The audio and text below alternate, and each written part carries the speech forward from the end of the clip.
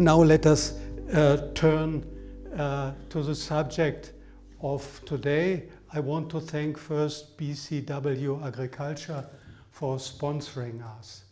Now, if you look outside at the faces of the beekeepers, you see a very sad kind of setting of the faces. And I always ask myself, why are the people so sad? The sun is shining and everything is beautiful. You feel like in Rome or Venice, and much better than normally you imagine to be in London. Yeah, and then you discuss and you think about your bees. And if you go to your bee yard, you will see that some colonies will fly very busily. But there's not much to forage. What will they do? Yeah. They will go to other colonies and robbery takes place. So that is a situation, these warm days, you have a surplus of foragers in your colony, and the first bee which discovered a weak colony in the neighborhood will come back and perform a dance, and some 5,000 unemployed workers will go and invade. At the end of the story, you will find an empty colony without honey and without varroa.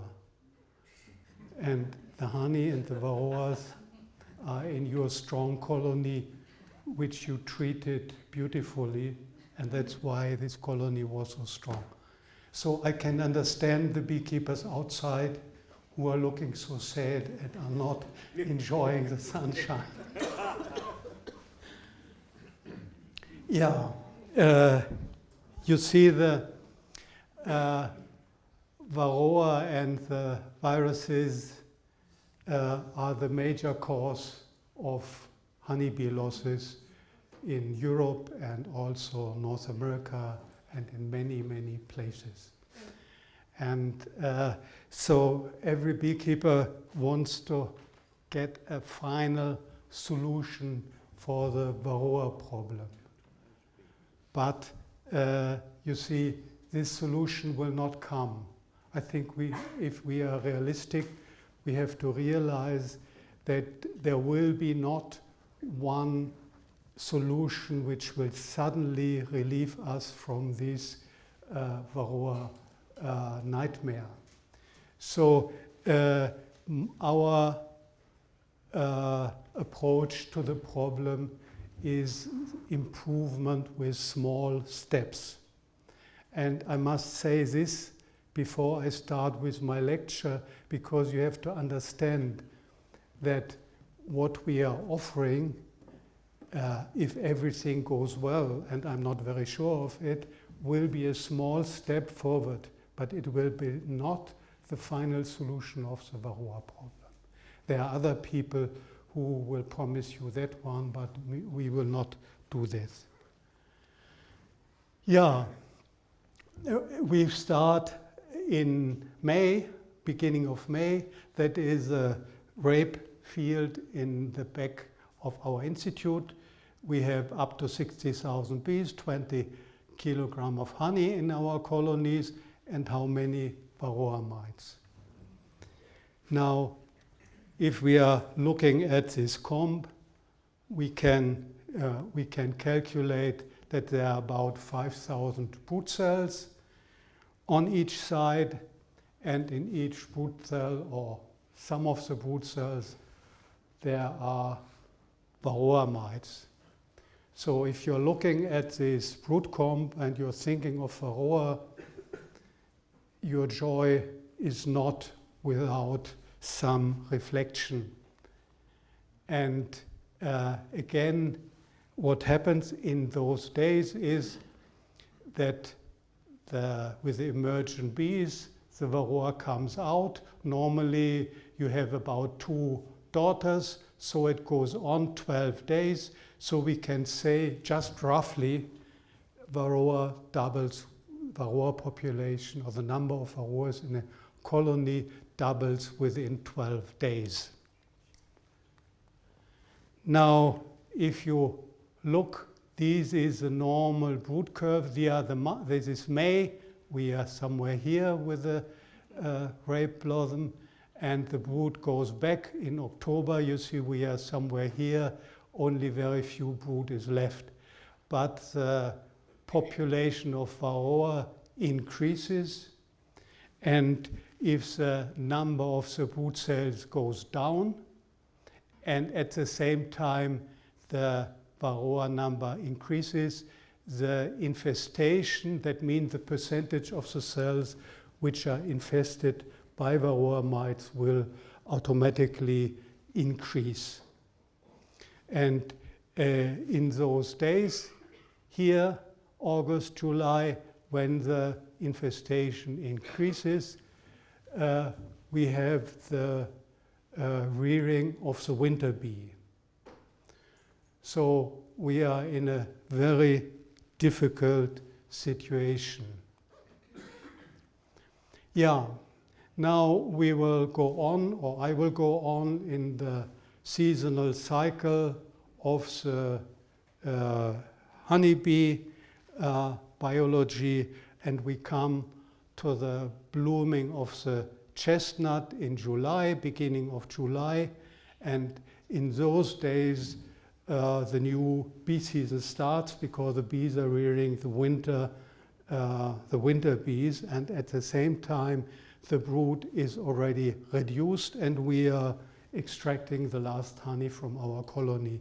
I think it might be different in some areas where you have heather honey or maybe even forest honey. It might be even later. So what happens now is if the brood is reduced, that is this period here, we get this infestation, and the mites would really harm the winter bees, which you need for coming through the winter without any losses. And at the same time, you will see more mites on bees. That's the effect of just reducing the brood. Then more mites, there are a lot of mites which will not find more brood cells for reproduction, so you see them on the bees. And that's kind of alarm signal for you. Yeah, these are the mites. And the circle now, which I showed you before, that is a, let's say, early summer or spring circle, where the reproduction of the mites mainly happens inside the colony. Now the situation changes, because you have more mites sitting on the bees. And we get the same cycle goes on, a little bit more limited because the number of brood cells is reduced here. But at the same time, you have a lot of mites of bees going around and trying to enter other colonies, and you get this transfer of mites from one colony to the other. So we can say that during the early months, let's say up to June, we will not have any transmission or any remarkable transfer of mites. But later on, you see here a bee coming into the colony with a mite, and here you see the number of mites per month, and you see July it starts, August, September, October, and this depends very much on the weather. You see, if you have a cold October, then it will be less, but you see today, I think I can tell you that there will be even more mites leaving weak colonies and going to strong colonies. Yeah, now coming to a more practical thing, we have two beekeepers. We have here Mr. Blue, and here we have Mrs. Yellow, or in my computer the colors are a little bit different. And if we could mark the way of the varroas in the air, we would come to this Varroa web. That means a lot of mites are distributed now from one colony to the other colony. And now we are coming to the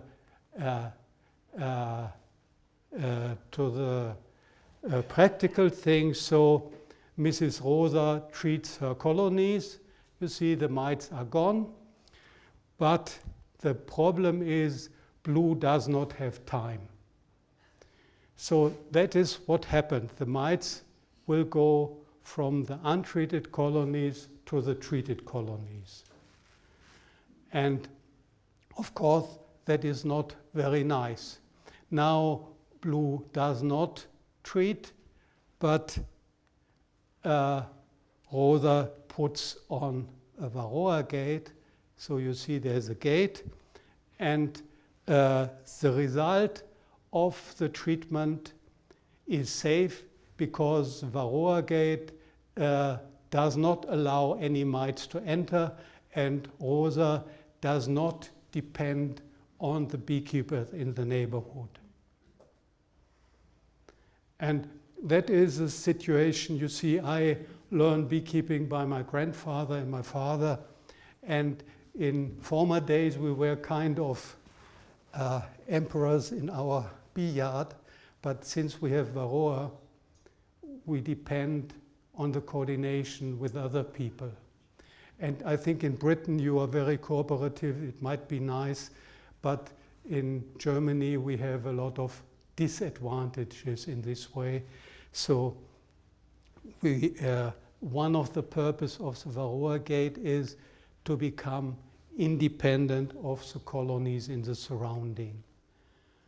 Yeah, I will introduce you to some sort of experiments which were done by my colleague Grünewald and Fuchs at the Bee Institute in Oberursel, and we had a system of changing different miticides. So the first year we would treat the colonies with Check Mite Plus. This is an organophosphate, and the next year we would use bivarol. This is a pyrethroid, and again organophosphate, and again bivarol. You see, the purpose of this one is that you always change the target of your miticide. And this is a strategy which is very well known in plant protection. You see people who are spraying their crops and things like that, they have an agricultural inspector who will tell them, okay, this year you can use that, and next year you can use other things. But this morning we already heard that a beekeeper should do things which work well for him. If you do this with your miticides, you are breeding for resistance. That means even if the method you are using now is working well, you must not carry on with that one because of this resistance problem. So you have to think and to coordinate and change the substances and using substances which have different targets. So the mites which become resistant against Kumafos, which is the active ingredient of Check Mite, will be caught with a pyrethroid in bivarol, and again will be caught with Kumafos here, and so on. So this experiment went on for 4 years. We had 16 beekeeping clubs. We had about 4,000 colonies, 350 beekeepers, quite a number for German conditions. And this is the area we had rural set up. We had mountains with forest here, and we had a township near Frankfurt. And yeah, and here these are now typical results from 2009, and you see that is very nice. The typical curve for bivarroa, you have a high mite mortality, and then it goes down like this. And I want to point out this colony is, these apiaries in the forest. And same thing here, also very isolated apiary, so it goes down here, but there are more mites.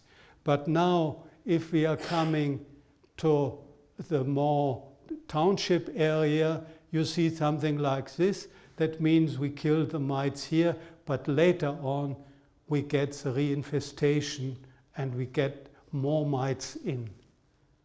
You see, normally this is a normal one, and this is one which we had, we were renewing the strips, and also here you see a lot of mites coming into the colony after the treatment was done.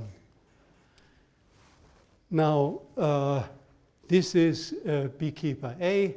66% of the mites came down 30 days after the start of the treatment, and there were 180 colonies within 5 kilometers.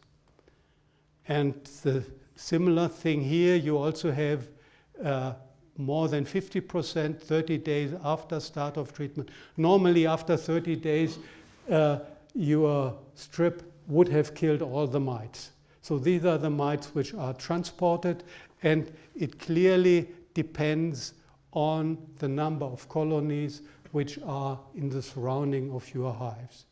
So if you have your colonies somewhere up, I must guess in Yorkshire, where there are not many bees and very far away, you do not need to listen to this talk anymore.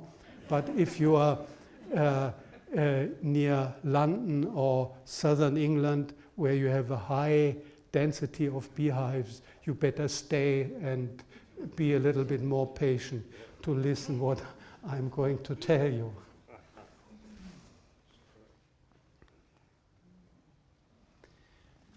So the message is, in spite of effective treatment, colonies may not survive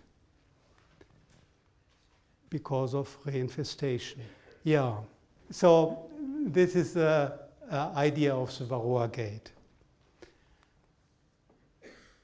Yeah, that you have understand. So the idea is always the most difficult part of things. So you have to have the idea.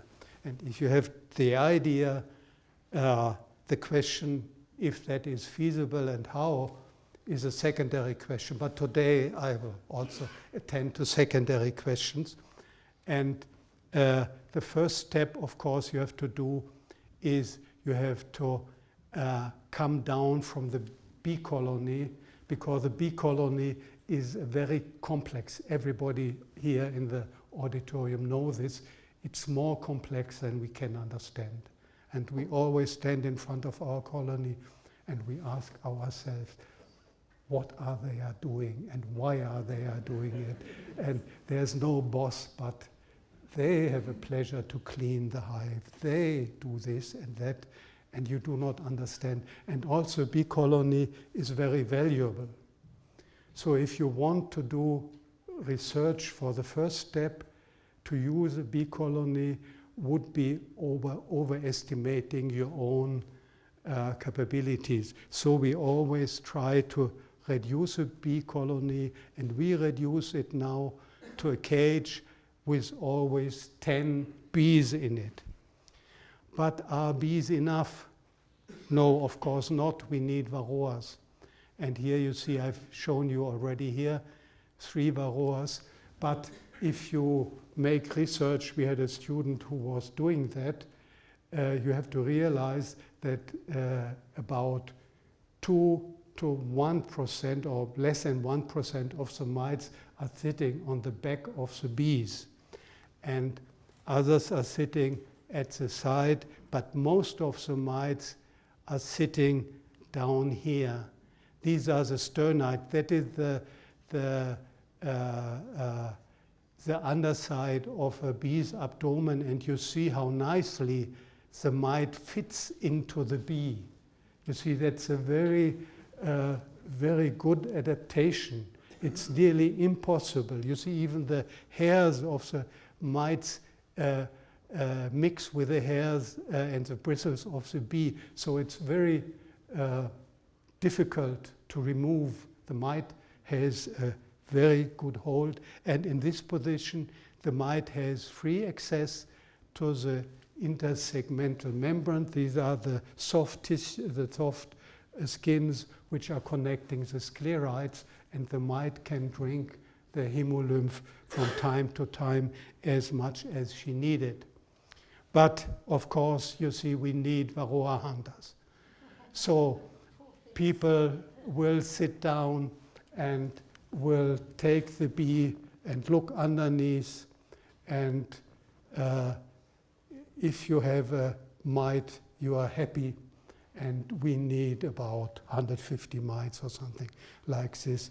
So normally we have quite a crew of beekeepers and students doing this work, and that is very time consuming.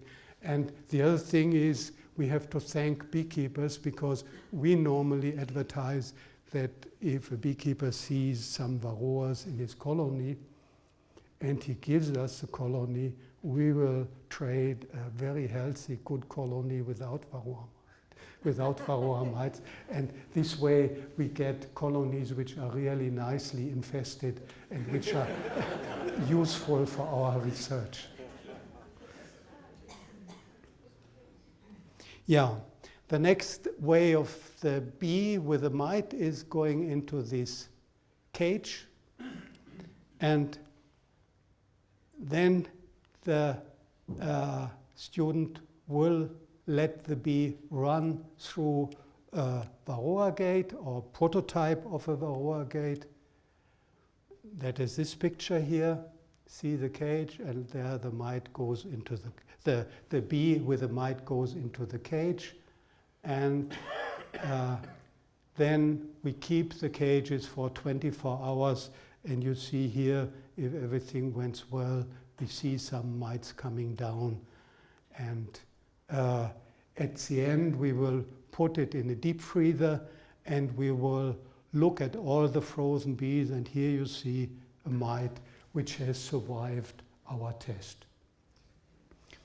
And normally these tests are very reliable. If the sample doesn't work under cage conditions, we can be very sure that it will not work in the colony. But the other case around is not given. That means even if it works 100% in this cage, it might not work in the colony. But this cage method enabled us to look at about 180 different samples and to sort out the samples which were useless. And that is the other side of this thing. There's a team of chemists at Ellis Lab and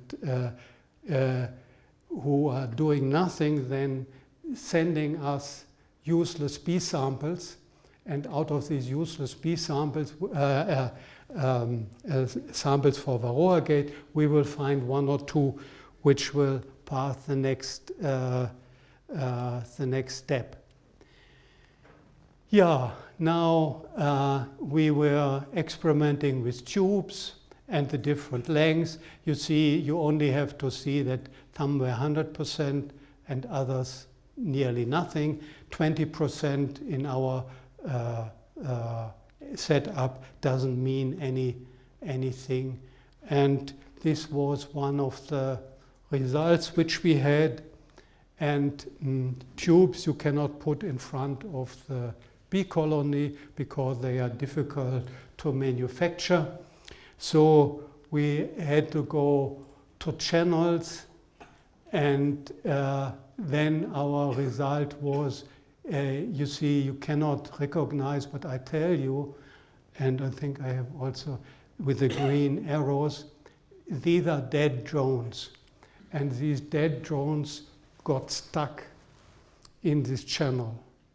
And now, as a beekeeper, you know that the hive entrance is not only for bees going back and forth, but the hive entrance is the way how the bee colony takes breath.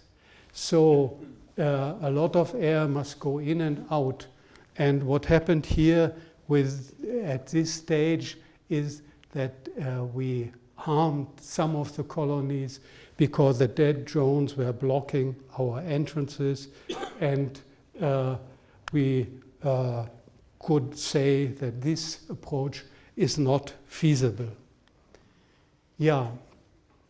Next thing is that we went on to holes, and we punched some holes into that one, and then we did a lot of observation and making protocols, how long and what are the effects of the holes.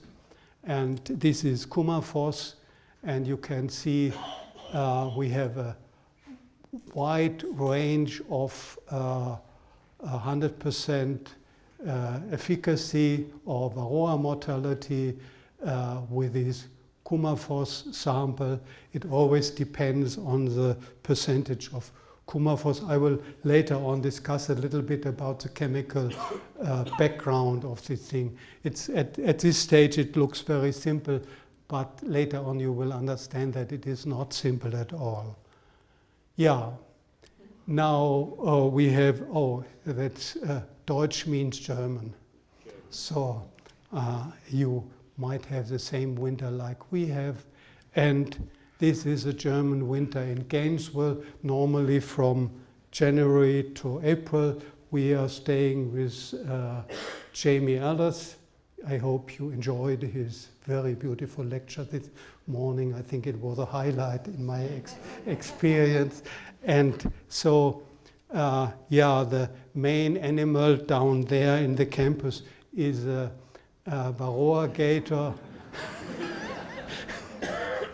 And you see, we were there already 3 years, and I have to add now, he just said, come again, so here will be 14. 14 we were, I got mixed up, so 15 will be the next one. Yeah, this is a colony in Jamie Ellis Lab, and you see here 30 holes, and here we protocol the dead bees, and these are the sticky boards which we put in from backside. I think, are you familiar with sticky boards? Yeah. So, yeah, you see how happy we are, smiling. And now the big task comes to you. I want to know how many mites are on this on this sticky board. Now, everybody has one vote. Who thinks that these are less than 2,000? Nobody. So you are out. Now, who thinks that these are more than 10,000? You are out too. Yeah. Now, 5,000 more? Out again? 4,000 more? Yeah, you have won. So he is a mite estimator champion. So if I would be a member of the honey show, I would give you a glass of honey, but since I'm only a guest, I can only ask the organizers whether they are able to do that. Yeah. she is counting, and you see that the actual number within 24 hours. So it's quite a number. Yeah, that's again Jamie Ellis Lab. And here we have some numbers. These are colonies without brood. That is the next approach. If you are successful with the cages, you will go to colonies without brood. Why would we do that? Of course, you understand, in a colony without brood, the mites are exposed to the treatment you are supplying. If you have a colony with brood, then you will not come to the mites which are inside the brood cells. So a colony without brood means it's more simple. And you can see here, I have to go up a little bit to understand this. Excuse me, it's too small a little bit. But you can see here we have quite a nice efficacy with this one.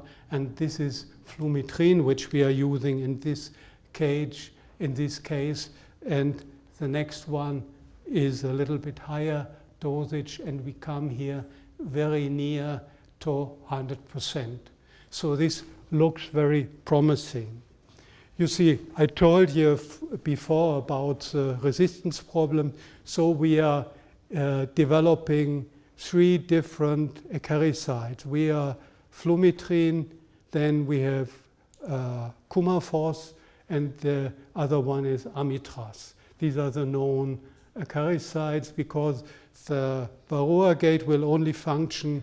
The yellow one will be the flumetrine one, and the brown one, and the white one will be the Coumaphos one, and the brown one will be the amitraz. And like you change the colors of your queens, we would ask you to change the colors of your Varroa Gates. Now, this is a little bit about the experiment during the last winter. We had 10 colonies with bivarroa as controls. We have 2 apiaries, Heide and Gewerkschaft, and that's the number of colonies. Here we were using these mite away quick strips for 7 days and placebo gates. I will tell you a little bit about that one and again this one. So these are different treatments.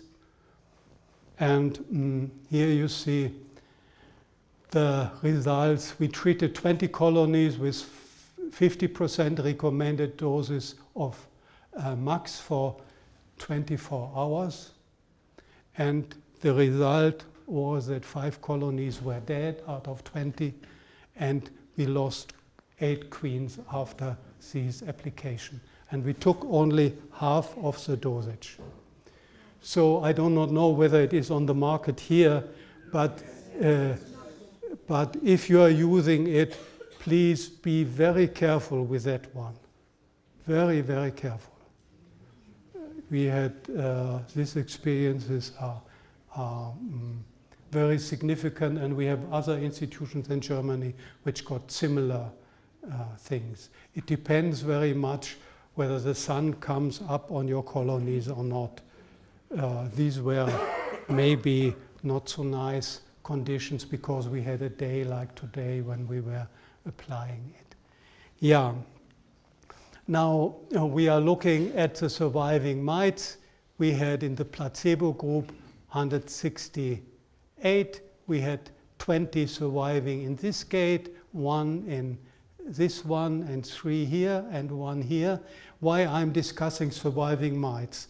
Because the surviving mites are the ones which count for you. And these mites we found after treatment with oxalic acid. That's what we do normally in winter. And here you can see the full range. This is what we call a box plot. You do not have to understand that, but you see if it is low, it means you do not have a large variation. If it is, if the red strip is broad, you have a large variation. So what we see here that we have some treatments which are very efficient, and we can say that in C, D, E, and F there were no oxalic acid treatment necessary. We did it, but it would not have been necessary. Yeah, these are the efficacies. You see we come up to 99.9%, and this is a minimum efficacy, and maximum we killed all the mites. So it's a quite effective method. Again, there's a box plot, and the differences are significant. So that is the Flumethrin gate, which is ready. But of course we have to understand a little bit more what is going on. You see the hole here and the strip looks very simple, and our idea is that the bee goes through it and some of the substances will go on the bee, and over the bee will hit the varroa, and the varroa will come down. But it is an idea only. And to put it into, let's say, a more founded hypothesis, we had to cooperate with the technical services of Bayer.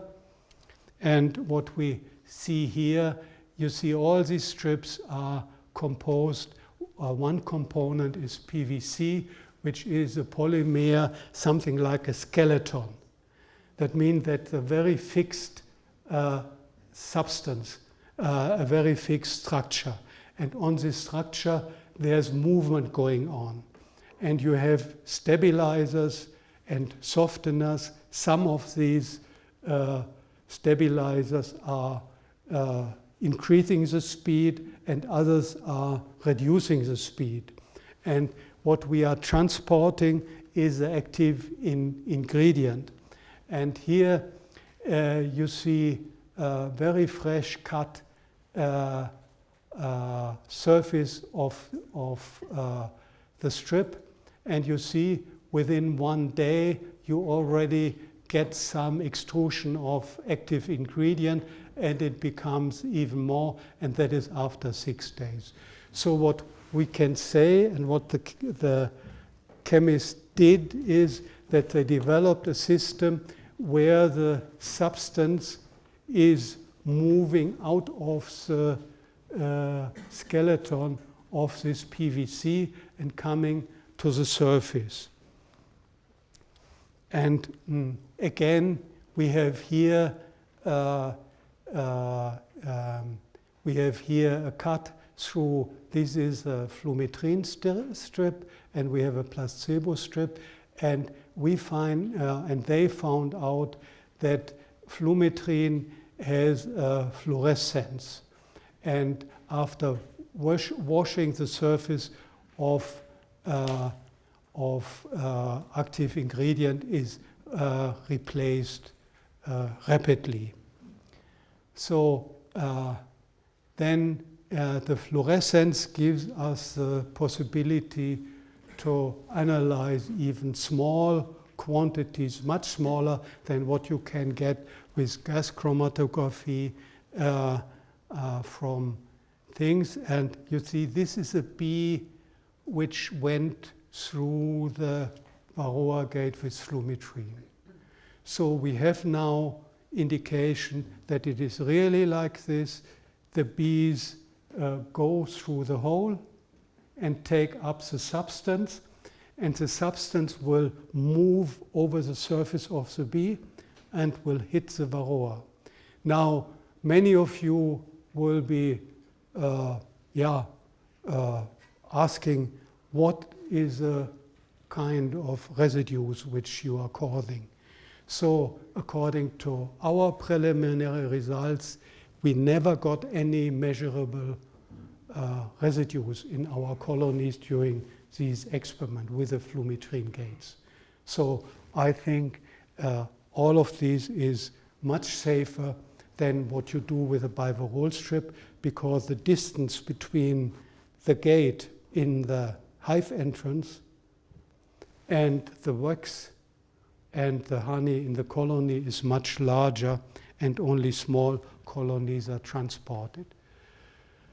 So this is indicated by the results. Now let us go again to practical beekeeping. So that is what we recommend to beekeepers. After the last honey extraction, you must treat your colonies to reduce the Varroa load. Even if you don't kill the last mite, it is a very important thing, because you are then saving the health of your winter bees. So if you start treating end of August under our conditions in Germany, it is much too late, and you will have difficulties overwintering, even if your colony is looking strong at this time of the year. Then we start winter feeding, and at the same time we propagate to put in. That is what we plan. The Varroa Gate will come in here and will protect your colonies from end of July to beginning of November. And then if the colonies are without brood, you will apply oxalic acid to make sure that there are not too many mites left in your colony for the next season. Yeah, I think I have to thank many people. This is some of the bee team in Oberursel. That is biotechnology. You see, the system of the gate is a very complicated one. We do not have any possibility to do it without them. Then we have Jamie Ellis, and I think this is Annelie. That is the daughter you have seen here some years back. Yeah. And then, of course, I have to thank you for your kind attention. Perfect, Jeremy. Yeah. If you're talking about flumethrin, is there not a problem with resistance in this country? I know it's not been used by many beekeepers for a long time, but is there not going to be another problem with resistance if we use such a drug? Yeah, you are absolutely right. You see, at Rothamsted, there's Joel Gonsalves, and he has a test where he can recognize resistance in Varroa. So if you have difficulties with that one, he knows the locus in the genome where this change is made. And as I told you, to rely on one miticide would not help. So we think that the exchange between miticides, which have different targets, you see the amidine, that means amitraz, and organophosphate, that's cumaphos, and flumetrin have different targets.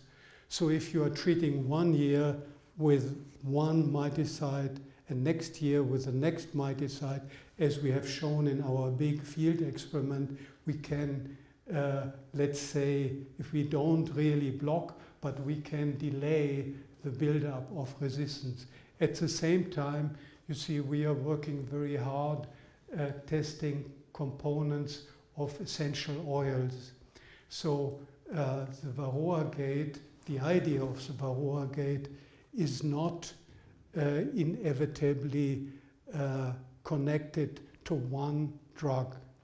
It is flexible, and I think we have some indications that we have some components of essential oil which will do the work also. But at the moment, the time is running and bee colonies are dying, and so we are going straight forward to the fastest possibility of having a thing on the market which may help to reduce the number of bee losses during winter in Europe.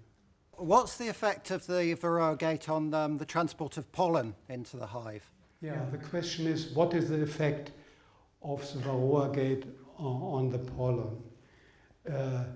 You see, in the early beginning, we found some pollen loads, but the diameter of this one is 7 millimeters. And for a pollen trap, normally you use something like 4.5 or 5 millimeters. So we have smoothened the edges of the Varroa Gate, and since that time we did not find any pollen in front of the Varroa Gate or behind the Varroa Gate. So the answer to this question is no, there's no effect of the Varroa Gate on the pollen. I've just started beekeeping after 30 years. Varroa wasn't here the year I had to give up. So I've just started again this year. And what has amazed me is that with your talk, that a hive that's treated and becomes Varroa free, the mite can re-enter. So I was told having the mesh floor, when the mites drop through, they can't re-enter the hive. So this is something new to me, the fact that it seems that Varroa are really on the wing and they can enter any time then, not just on a bee. Is that correct? The question is whether a meshed floor will help against Varroa, if I put it down to one sentence. You see, it doesn't help. You see, we have many data with sticky boards, so that each Varroa which comes down is glued to the sticky board and doesn't come back.